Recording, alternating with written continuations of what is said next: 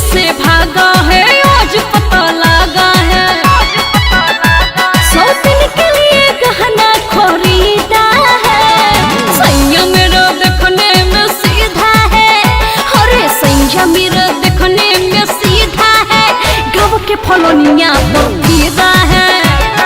सैया मेरा देखने में सीधा है, गाँव के फलोनिया पर फिदा है।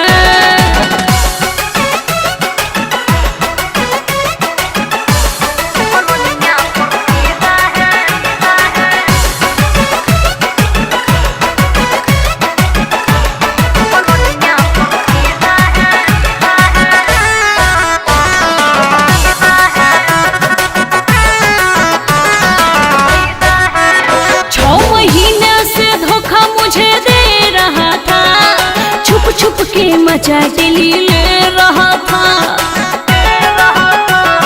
हाँ, 6 महीना से धोखा मुझे दे रहा था। छुप के मजा दिली ले रहा था। आज पकड़ाया है, हाथ में भराया है।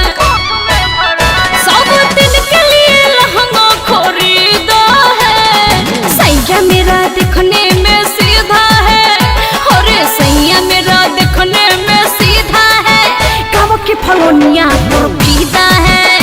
अरे सैया मेरा देखने में सीधा है, गाँव के फलोनिया पर फिदा है।